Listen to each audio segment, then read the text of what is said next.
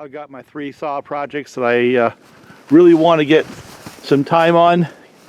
Got that little 550 bugger right there with a junk Tractor Supply chain. Just put that together. It just needs some run time. That's that junk pile blend between OEM handle and some other parts with the g372XT bottom end and cylinder, which was tweaked. The crank is OEM now. You know, the flywheel is still Chinese, and I had to put an OEM ignition on it. I couldn't find a Chinese ignition that would run. So, which by the way is par for the course. So I want to get some run time on that. And then of course down here I've got the 572 that we did a little while back, and that's going to probably do, and that saw will probably do the bulk of the work. I'm trying to work that into my primary work saw for the year. Basically taking that G395 and putting it in the retirement home. This is a nasty snag, you know, just an over-mature tree that the windstorms took down, and I need to get it on the ground for firewood, but also for safety. You know, people go through here. I got a couple of them like this that need to come down, but I think my plan is to go clean up around in here with a small saw first. Just basically get a lot of that scraggly branch stuff out of the way. And I think I'm going to hook on to those 2 branches one at a time with a chain and see if I can pull them off that that stump. And then what I'll do is do something similar with that other big branch right down there. And then once I have that off, I've got this one on to weight the tree, and then I'll just fell it out here into the field. And then I'll have something to make some cookies on if there's a solid enough wood in there, right? Certainly firewood. So I think step 1 is I'm going to fire up that little 550 and run out of gas. Maybe I'll put the camera on it and we can listen to how that thing sounds. Now, I have not turned it into a hand grenade yet. That's going to happen, just for fun. Turn it into a little hand grenade saw. That was the goal.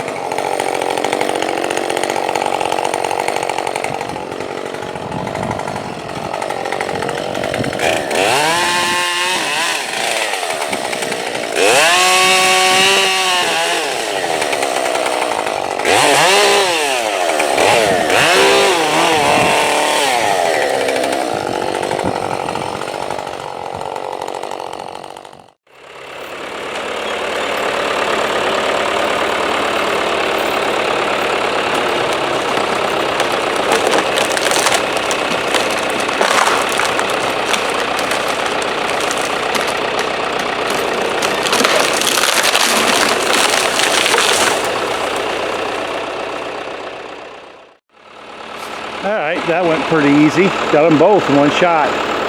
So let me see if I can get that one down.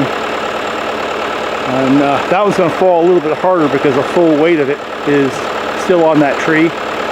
So I think I'm going to basically just put a chain around it and cut a little bit and then yank like hell and hope I get it off. And then we can drop this other trunk here. You know, while I don't think it'll happen, looking at that other branch up there, I'm not really sure I want to be working underneath that in Because if I shake on that tree, there's a chance that that other branch up there comes right down with it. So what I'll end up doing is I'm going to pull a little bit downhill, I guess. So if it does come down, at least it's not on me and the tractor.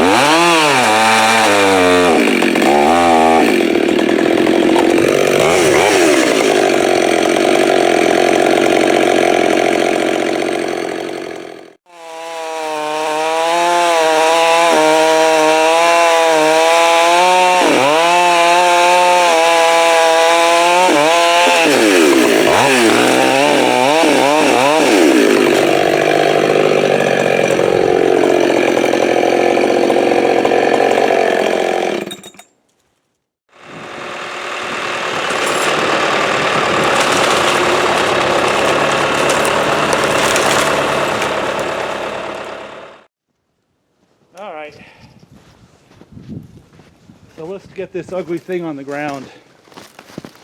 You still there? Are you out? Oh, you're still there. All right. Well, that's weighting it somewhat. The trunk wants to come a little bit to my left, and of course that weights it to a little bit to my right. And I really don't have a good path, so I'm going to count on that branch right there to pull it off to my right. And I'm going to cut away some of that so I'll have some room to work. And then I'm going to actually cut heavy into that root flare right there so I can do most of my work from this side. And you know that tree's got splits top to bottom. I'm going to try to find enough hardwood to make some sort of a hinge, and then I'm going to bore cut as much as I can. And the other thing I'm going to do is I'm going to cut those in so I can have a little bit of an escape path behind them. That's what I'm going to do. And the strategy I'm going to use yet again is I'm going to do a lot of cutting that side and cut away that root flare so I have somewhere around 28 to 30 inches I can get most of the way through with my bar. Try to get enough of a hinge and then bore cut as much of the compromised wood out of there as possible, and then hope there's enough in the front to hold it so I can use the trigger method to let it go. That's going to be the strategy. I really didn't plan on this, but hey, I got an opportunity to run my saws, right?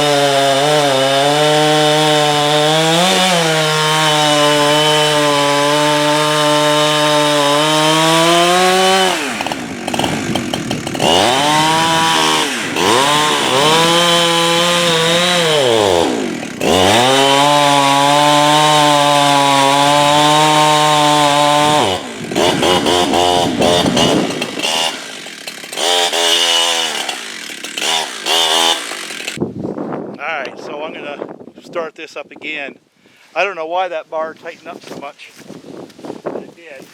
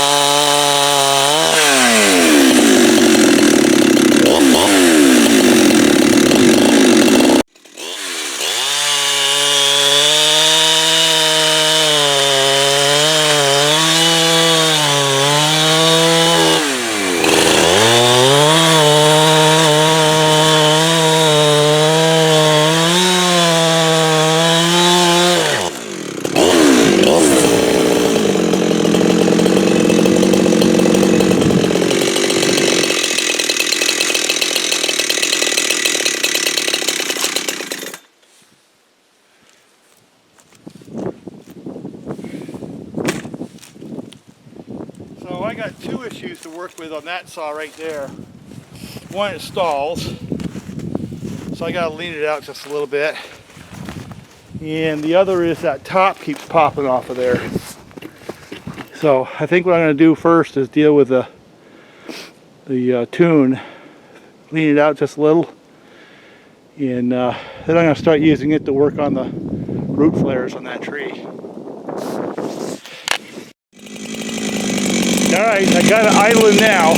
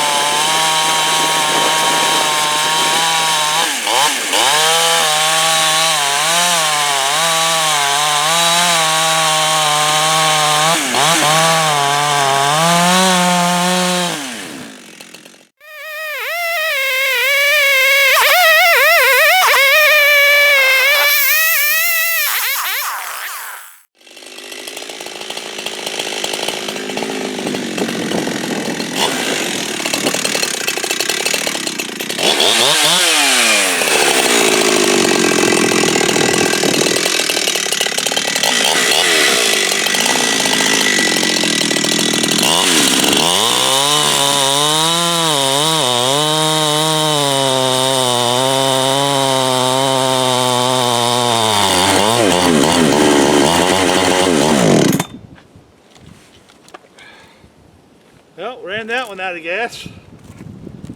Guess we're off to the 572 now.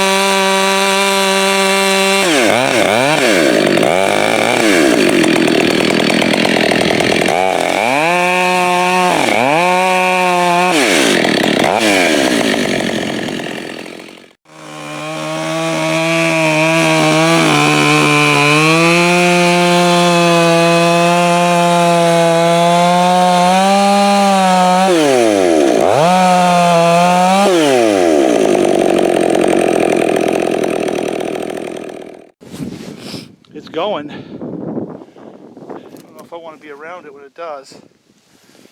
I think I'm going to set the camera and just let the wind take it down.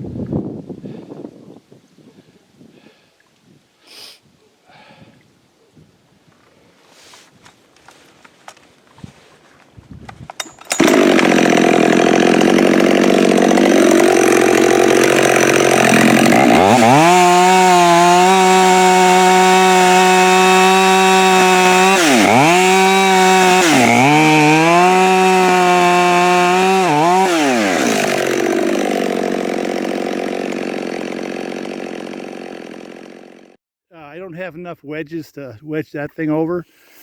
I wanted to come out towards me a little more, make it easier for me to deal with. And I've got a bore cut all the way through, and I got a bore cut in the back, and I only have one wedge. So what I'm going to do is what I tell everybody not to do. And you see how that branch is going that way? I'm just going to release this side of the hinge and let it fall that way. It'll make a good bang. I know now because I bore cut all the way through it, it's not going to splinter on me. So yeah, it'll be an ugly cut, but it's certainly not a saw log, so I don't care. Let me see if I can set the camera to where you can see something.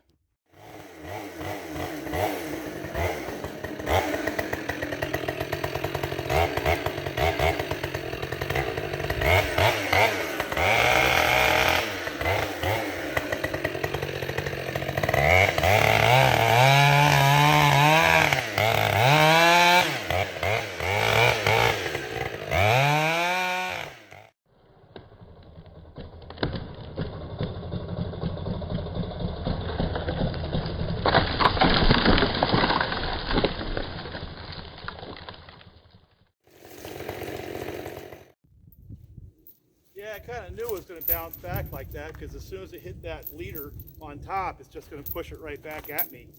So I went down and away, so I was able to get out of the hop. But I'm getting too old for this shit. Yet again, there's another ugly snag. Now, let me get the camera, get myself situated here. All right, let me try this again. So that big leader on top, as soon as it hit the ground, was like a pole vault. Just jacked that thing right towards me. I knew what it was going to do. I knew that, and that's why I wanted to have it come out, is so it would kind of land flat and pan it versus have it hit that and jack the back of the tree at me.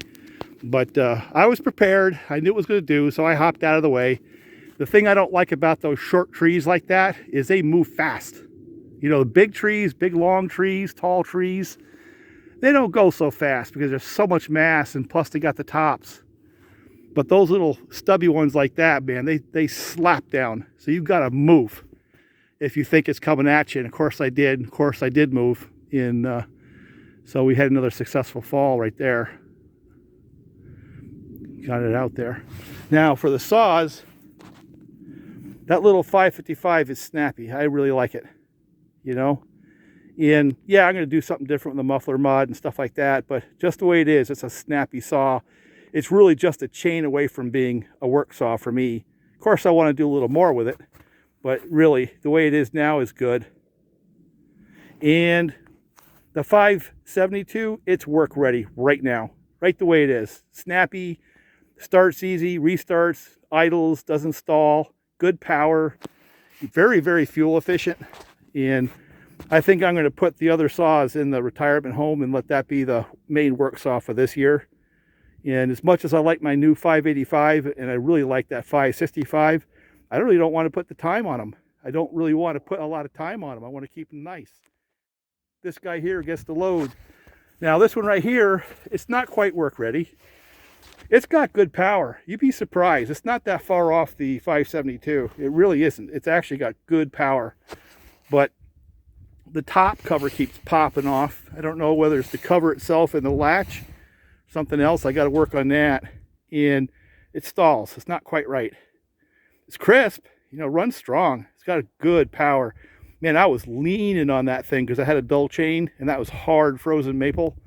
And that thing had good solid power. So I'm kind of liking the direction it's going. Of course, like with anything else Chinese, it's a matter of well, how long will it last, right?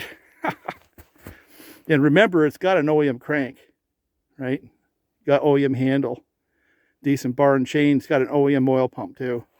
Now, for some reason, my camera is not focusing, so I think I'm going to call it a night. Talk to you later. Bye for now.